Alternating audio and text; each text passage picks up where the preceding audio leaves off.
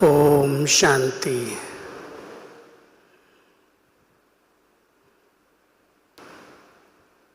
आज हम सभी अपनी अति स्नेही आदरणीय मोहिनी दीदी जी का 5वां पुण्य स्मृति दिवस मनाने जा रहे हैं। 5 वर्ष दीदी जी को अव्यक्त हुए, अव्यक्त वतन से सेवा करते हुए पूरे हो रहे हैं। मेरा भी बहुत बड़ा भाग्य कहें जो दादियों के साथ साथ इन दीदियों के साथ पाठ बजाने का, सेवा करने का बहुत गोल्डन चांस रहा है। शुरू से ही दीदी और दादी के साथ सेवा करने के कारण इनके साथ जो सेवाधारी थे उनसे बहुत समीप का संबंध रहा। आप सबको कुछ लौकिक जीवन से संबंधित बातें मोहिनी बहन जी की सुनाता हूँ। आप उत्तर प्रदेश की राजधानी लखनऊ के नवाबों की नगरी से थी। मात्र 12 वर्ष की आयु में सबसे पहले लखनऊ के सेवा केंद्र पर आपका जाना हुआ। अचानक ही बोर्ड पढ़ करके गई तो वहाँ शांतामणि दादी से मुलाकात हुई और शांतामणि दादी ने उन्हें आत्मा का पहला पाठ पहले दिन पढ़ाया और 7 दिन का कोर्स करने के लिए कहा। वो लौकिक पढ़ाई करते हुए मोहिनी बहन ने कभी कभी सेवा केंद्र पर जाना शुरू किया, लेकिन उसी समय कोई ग्रुप बाबा से मिलने के लिए आने वाला था और उस समय अपना मुख्यालय आबू में कोटा हाउस में था। अभी पांडव भवन है, पहले कोटा हाउस जो इस समय राजस्थान सर्किट हाउस है वहाँ पर था। तो उसी समय 1962 मोहिनी बहन जी मधुबन आई और बाबा जी ने जब देखा और दृष्टि पड़ी ब्रह्मा बाबा की, तो बाबा के मुख से निकला देव कन्या आई है। और उस देव कन्या को बाबा ने दृष्टि दी और बहुत प्यार से मम्मा को कहा कि मम्मा इस देव कन्या की पालना आपको करनी है, इसको कोर्स कराओ, इसको भाषण करना सिखाओ, इसको योग्य बना दो। तो पहले 3 मास मोहिनी दीदी आबू में रही और मम्मा की बहुत अच्छी पालना ली। पालना लेने के बाद फिर बाबा ने उन्हें भिन्न भिन्न सेवा केंद्रों पर सेवा के लिए भेजना शुरू किया। जब बाबा व्यक्त हो गए तो 73-74 में मोहिनी दीदी को जो विशेष उस समय पंजाब में नागल के अंदर हमारे आदरणीय ब्रजमोहन भाई जी के साथ वहाँ सेवाएं दे रही थी, दीदी ने बुलाया और मोहिनी बहन जी को दादी जी के साथ सेवा करने का विशेष पार्ट मिला। और वो दादी जी की सेवा में बहुत राइट हैंड बन करके देश और विदेश में हर स्थान पर जहाँ पर भी कोई सेवाएं हुई, दादी ने सदा उनको अपने साथ रखा और हर प्रशासन के कार्य में उन्हें आगे रखा। विशेष बाबा के द्वारा आपको दिव्य दृष्टि का वरदान मिला हुआ था। जब कोई भी संदेश लाना होता तो गुलजार दादी जी भले दिल्ली में होती थी,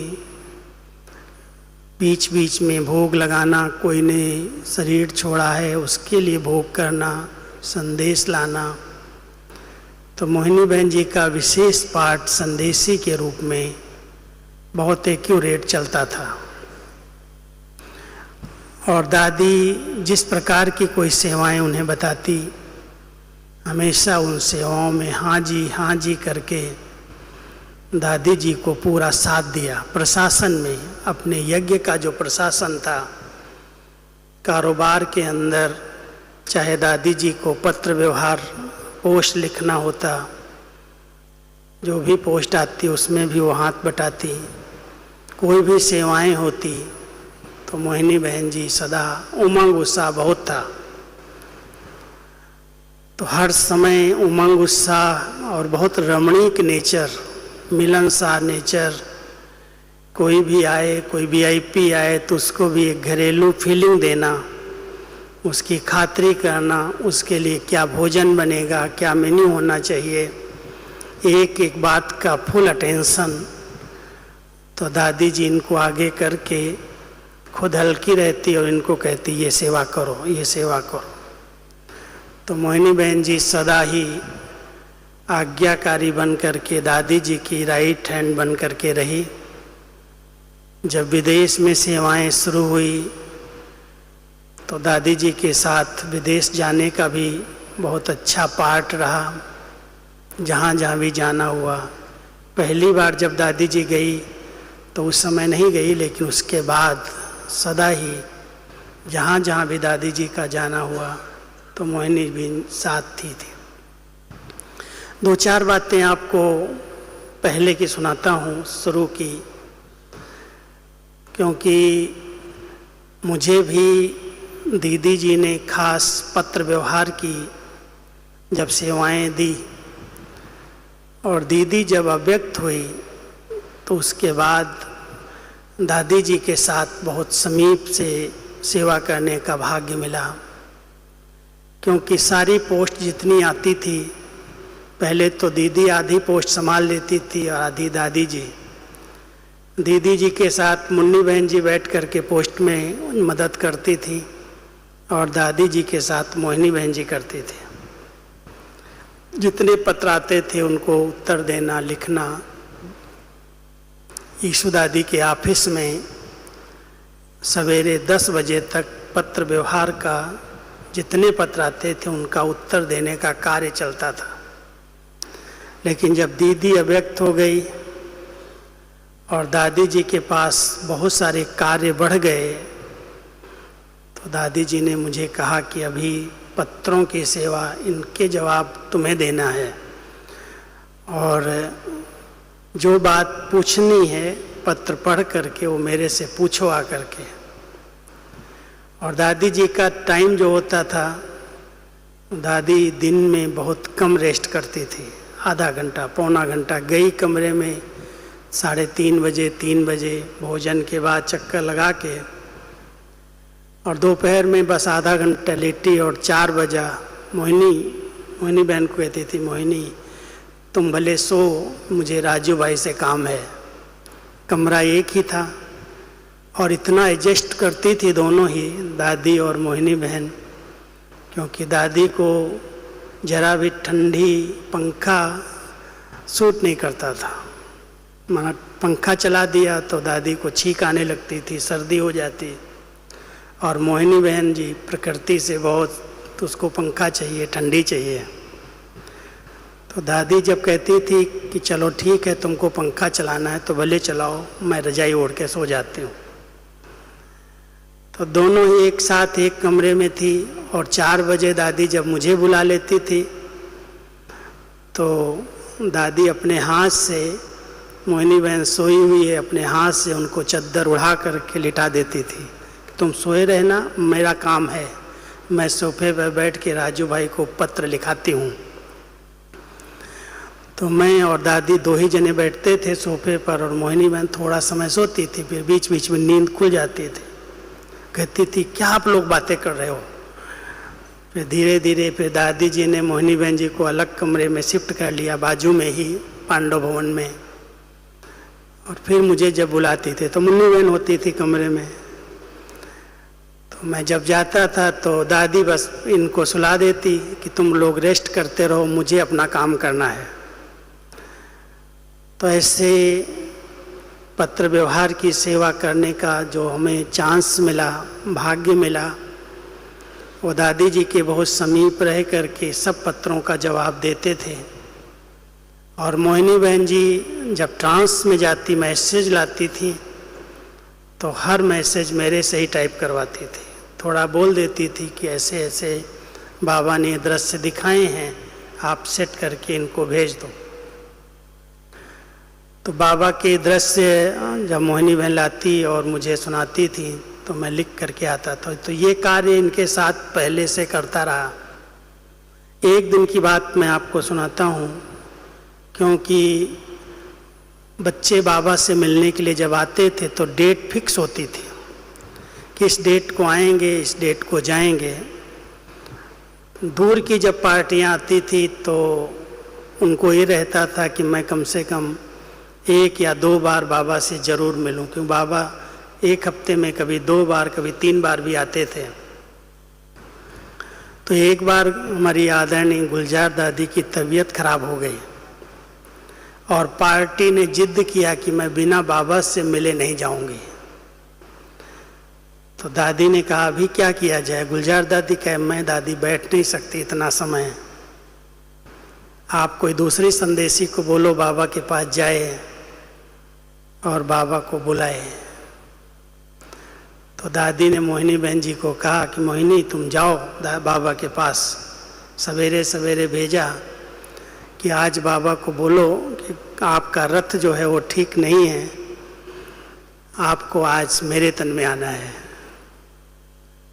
तो शाम के समय बाबा के कमरे में जब मोहिनी बहन जी ट्रांस में गई, गद्दी पर सामने जहाँ बाबा की ट्रांस लाइट है वहाँ पर ही गद्दी लगी सामने ही, और मोहिनी बहन जी गए और बाप दादा का अवतरण हो गया।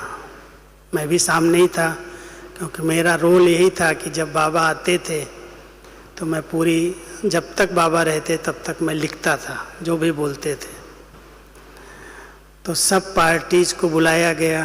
पहले तो दादियाँ मिली थोड़ी देर मोहिनी बहन के तन में जब बाबा आए। उसके बाद बाबा ने सबको बहुत प्यार से पालना दी, दृष्टि दी, भाषणा दी। और जब पाठ पूरा होने का था, जब विदाई लेनी थी, तो दादी गुलजार दादी को लेके आई कि रोज़ तो गुलजार दादी के तन में मैं बाबा को विदाई देती हूँ, आज दादी आप बाबा को विदाई दो। तो वो दृश्य मुझे याद आता है, प्रैक्टिकल आँखों से देखी हुई बात सुना रहा हूँ, सुनी सुनाई नहीं। तो गुलजार दादी आई और गुलजार दादी ने बहुत प्यार से बाबा को भोग खिलाया और बहुत अच्छी दृष्टि देते देते बाबा को विदाई दी। एक ही बार ऐसा मैंने पांडव भवन में बाबा के कमरे में देखा कि बाबा ने कैसे रथ परिवर्तन करके भी बच्चों को पालना दी। और मोहिनी बहन जी को कभी भी कोई दादी कहे तो वो भी सदा आज्ञाकारी हाँ जी करते थे। तो ऐसे कार्य बढ़ते गए, सेवाएं बढ़ती गई। दीदी अव्यक्त हुई तो दादी जी को भी फुल सपोर्ट मोहिनी बहन जी ने दिया। उसके बाद जब विंग्स का निर्माण हुआ, बहुत वैरायटी विंग्स बनी और उसमें जगदीश भाई जी की प्रेरणा से ग्राम विकास प्रभाग बनाया गया। पहले ये विंग नहीं थी, लेकिन जगदीश भाई कहते थे आधे से अधिक लोग 70-80% लोग गांव में रहते हैं और गांव के उत्थान के लिए कोई विंग ही नहीं है। इसलिए सब विंग बनने के बाद 1-2 साल के बाद ग्राम विकास प्रभाग बनाया गया और उसमें मोहिनी बहन जी को अध्यक्ष बनाया। साथ साथ महसाना की सरला बहन जी को नेशनल कोऑर्डिनेटर बनाया और मधुबन में शशिकांत भाई को मधुबन कोऑर्डिनेट बनाया। बहुत अच्छी सेवाएं चल रही थी। सबसे बड़ा एक महासम्मेलन मोहिनी बहन जी ने महसाना में ही रखवाया। करीब 17-18 हज़ार किसानों को वहाँ इकट्ठा किया और जगदीश भाई देख करके इतना खुश हो गए। इतना बड़ा प्रोग्राम, जगदीश भाई खुद वहाँ आए, दादी जी गई और बहुत अच्छा प्रोग्राम। जब विंग का प्रारंभ हुआ तो मोहिनी बहन जी की प्रेरणा से वहाँ बहुत बड़ा सम्मेलन हुआ। उसके बाद बहुत सारे आयोजन होते रहे, जहाँ जहाँ भी अभियान निकले। एक बार कुल्लू से लेकर के गोवा तक अभियान निकला। मैं उस समय विंग से जुड़ा हुआ नहीं था, लेकिन कई जगह पर नई नई सेवाएं, नया नया कार्य, नई नई योजनाएं मोहिनी बहन जी के अंदर बहुत अच्छी आती थी, प्रेरणाएं आती थी। और जहाँ भी वो कह देती थी यहाँ आना है, यहाँ करना है, तो सब तैयार हो जाते थे। कोई भी भारत का सेंटर मोहिनी बहन जी की बात को कट नहीं करता था। मोहिनी बहन जी ने कहा माना होना है। तो पहला अभियान एक निकला था कुल्लू से गोवा तक, मैं समझता हूँ 2-3 महीने का था और उसमें बहुत अच्छी सेवाएं हुई थी। उसके बाद एक और छोटी सी कहानी सुनाता हूँ जिस स्थान पर आप बैठे हुए हैं, शांतिवन की। जब ज्ञान सरोवर बना और ज्ञान सरोवर का हाल बाबा ने देखा, उद्घाटन किया 95 में, तो बाबा को लगा ये तो बहुत छोटा हाल है, ओम शांति भवन से भी छोटा है। और बाबा के अंदर तो बहुत बड़ा कोई विशाल ऐसा स्थान बने, अंदर से था, लेकिन बाहर से बाबा कोई श्रीमत नहीं दे रहे, डायरेक्शन नहीं था। लेकिन गुप्त रीति से भोपाल भाई को बहुत संकल्प आते थे कि कुछ हम बड़ा करें, कुछ बड़ा बनाएं। तो भोपाल भाई रमेश भाई से मिल करके यहाँ पर शांतिवन में जो ज़मीन थी धीरे धीरे लेना शुरू कर दिया। और दीदी दादी जब थी उसी समय से सेवाएं शुरू हो रही थी यहाँ पर, धीरे धीरे ज़मीन लेने का कार्य। लेकिन दीदी के अव्यक्त होने के बाद भोपाल भाई ने सेवाओं का यहाँ पर बहुत बड़ा विस्तार कर दिया, माना सेवाएं नहीं, स्थान का विस्तार किया, लेते गए। और दादी जी को बात पता चली कि शांतिवन में, माना शांतिवन नहीं कहते थे, तलहटी में इतना बड़ा स्थान लेके क्या करेगा, क्यों ले रहा है और किसकी छुट्टी से ले रहा है। क्योंकि दादी जी से नहीं पूछा था, रमेश वैसे छुट्टी ले लिया था। तो दादी जी ने एक दिन कहा, मोहिनी तुम ये भाइयों को लेके जाओ, मेरा भी नाम उसमें था, 5-6 भाइयों को लेके जाओ और तुम देख के आओ ये भोपाल क्या कर रहा है, क्या ज़मीन लिया, कितनी ज़मीन लिया, क्या वहाँ करना चाहता है, क्या उसकी प्लानिंग है। तो हम मोहिनी बहन के साथ 6-7 भाई आए ऊपर से नीचे, और यहाँ केवल वो बरगद के झाड़ के नीचे, कोई कमरे नहीं थे, पूरा खेत था, गन्ने का खेत था, बहुत सारी और की खेती थी चारों तरफ से। तो भोपाल भाई ने लिया था, लेकिन भोपाल भाई को ये बात हम लोगों ने बताई नहीं कि हम यहाँ चेकिंग के लिए जा रहे हैं। तो हम जब आए यहाँ पर तो देखा कि ये ज़मीन ली हुई और बरगद का झाड़ बहुत सुंदर विस्तार, वो जो कोने में दादी के कॉटेज के आगे है। तो दोपहर का समय हो गया तो मोहिनी बहन ने कहा चलो आज यहीं भोजन बनाते हैं। तो भोजन कैसे बनाए, कोई साधन तो थे नहीं, थोड़े बहुत बर्तन संगम हों से ले आए। एक भाई गया संगम हों से थोड़े बर्तन ले आया, और यहाँ ही फिर हम लोगों ने गाय के जो कंडे होते, गोबर, सूखे कंडे उठाए, चारों तरफ से ढोड़े और वहाँ पर जलाए, भट्टी जलाई, आटा ले आए थे, बाटी बनाई, और कुछ सब्जियाँ ले आए थे, वो सब्जी बनाई, बैंगन ले आए थे, बैंगन बनाए, और सब बना करके 3-4 चीज़ें जब तैयार की तो मोहिनी बहन जी को कहा कि बहन जी अभी आज भोग तो आप लगाएंगी, क्योंकि ट्रांस में जाना है, बिना भोग लगाए हम कैसे खाएंगे। और ऐसे स्थान पर कोई स्थान यहाँ नहीं, कुछ भी मकान नहीं था।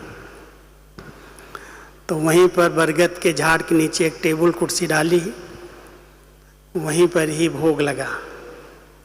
और मोहिनी बहन जी जब भोग में गई तो पहले तो बाबा ने एक झटके से बुलाया और वापस भेज दिया, कहती है तुम लोग कुछ रखना इसमें भूल गए हो। उन्होंने कहा नहीं, इसमें जो बनाया है सब कुछ रखा है।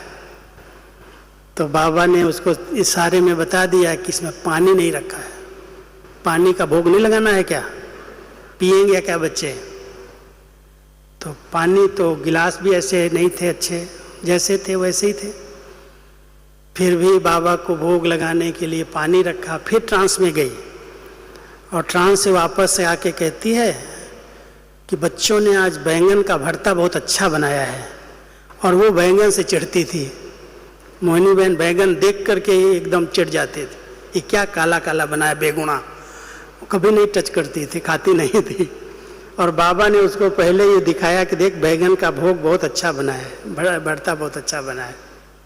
तो देख करके रमणीकता से, बहुत रमणीकता थी ना, हंसते बहलते थे।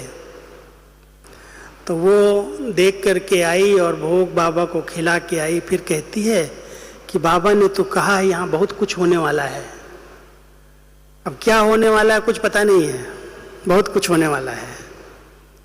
और वो एक दृश्य मुझे याद आता है कि वो पहला दृश्य था शांतिवन का निर्माण कार्य शुरू करने के पहले बाबा ने उसको सब कुछ बता दिया, दिखा दिया। और फिर जब बाबा को ऐसे ही बुलाया गया एक टेंट में, तो टेंट में जब बाबा को बुलाया यहाँ पर, तो टेंट लगाए गए चारों तरफ से पूरे शांतिवन में। जहाँ भी ये हाल बड़े बड़े थे, ये सब जगह पर टेंट लगाए गए और टेम्परेरी लेटिन बाथरूम बनाए गए 3 सीट लगा करके। और पहले बार ये जो सोप फैक्ट्री है पाठक जी की, ये बिल्डिंग बन गई थी उस समय, बना लिया था नीचे का। और वहाँ पर क्योंकि जब ग्लोबल हॉस्पिटल बना तो वहाँ का जो भवन था वो हॉस्पिटल को दे दिया गया और वहाँ ही साबुन बनाने का कार्य चलता था। ग्लोबल हॉस्पिटल जहाँ है वहीं साबुन बनता था। तो दादी जी ने कहा तुम शांतिवन चला जा, पाठक जी को, कि तुम शांतिवन में साबुन बनाना और एक कमरा बना करके वहाँ रहो।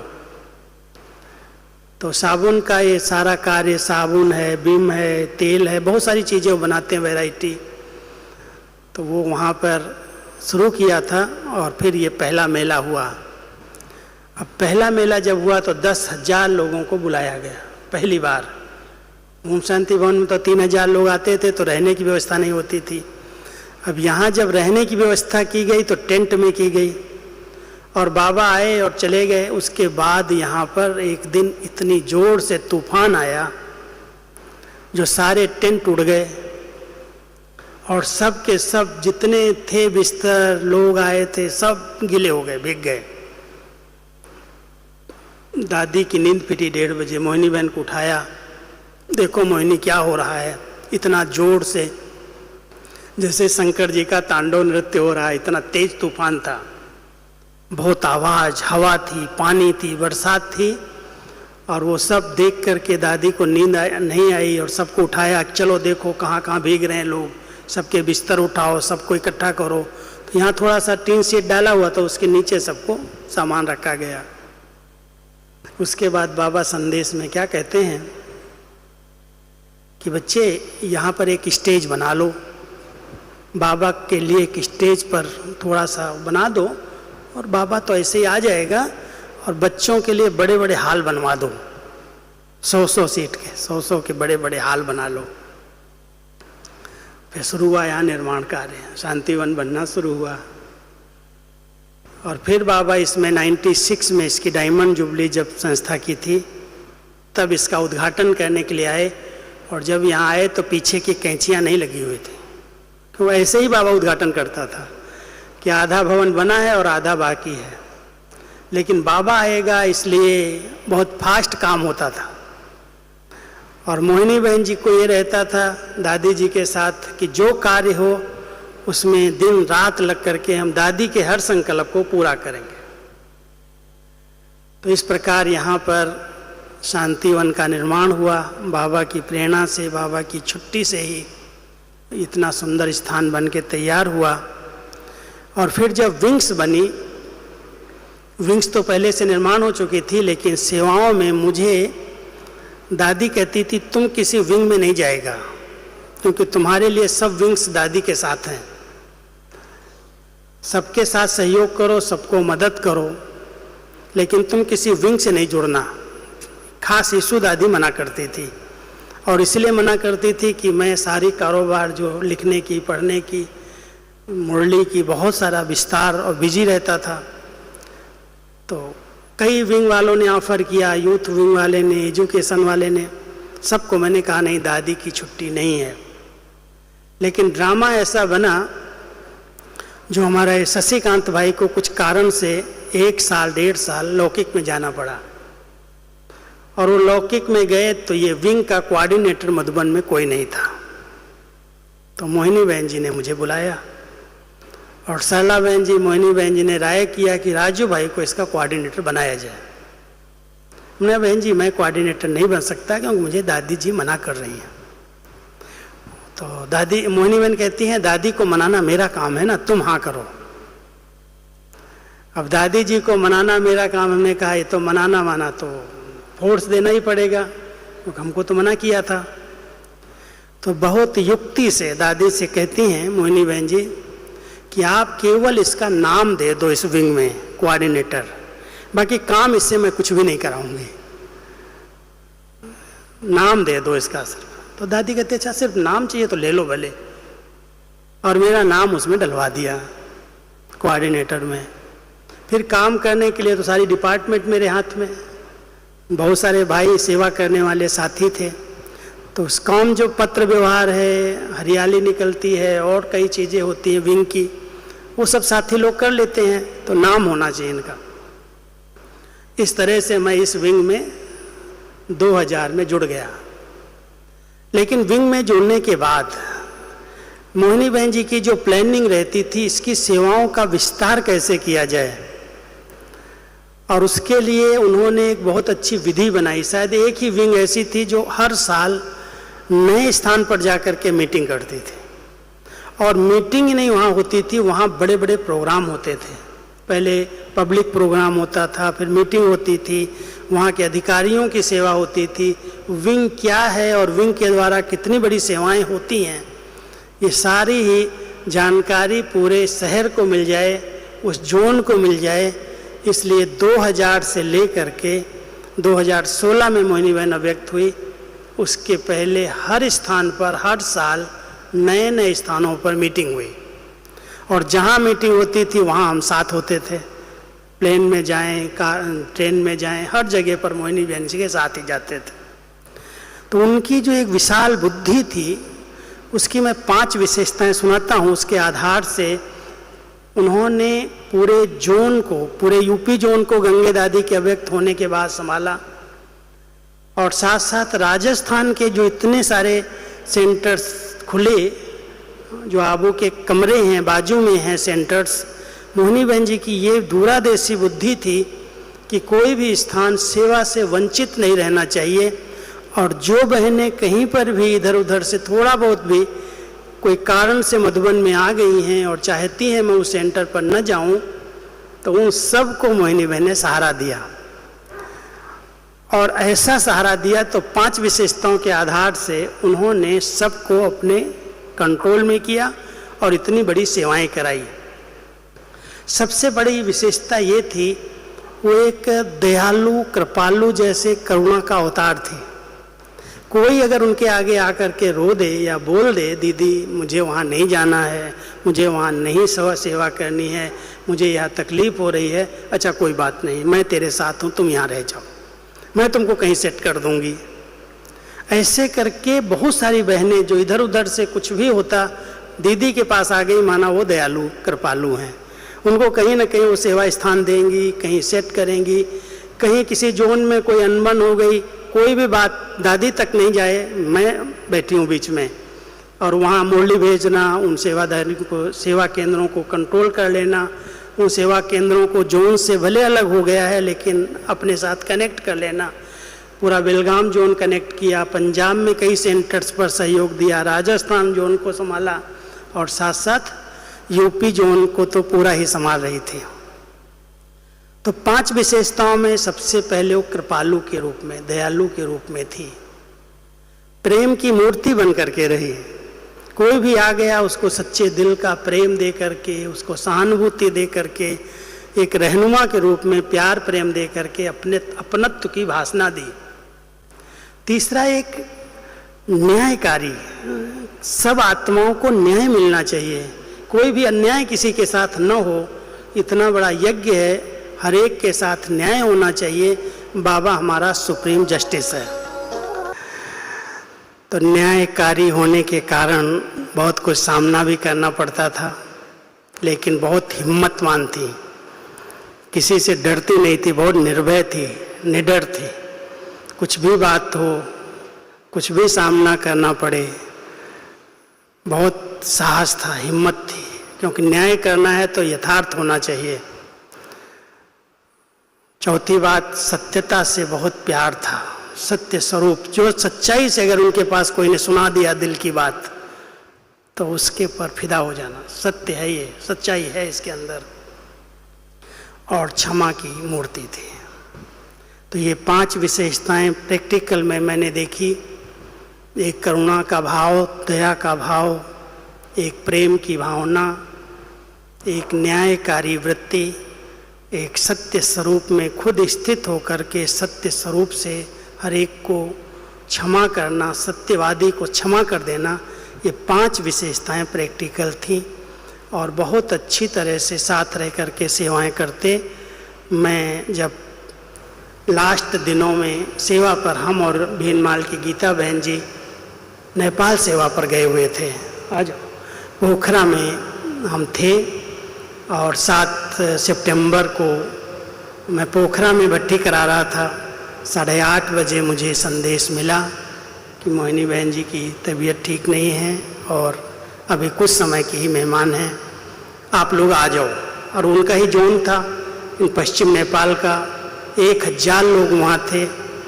अब उनसे कैसे छुट्टी पाएंगे, कैसे जाएंगे? तो हम सब ने, सुरेंद्र दीदी, बनारस के और भाई और गीता दीदी, हम सब ने निर्णय लिया कि इनको पता न चले और उनको अच्छी तरह से भाषणा दी, क्लास लिया दोपहर तक। और दोपहर के बाद थोड़ा सा बताया कि मोहिनी बहन जी अव्यक्त हुई हैं और हम लोग अभी निकल रहे हैं।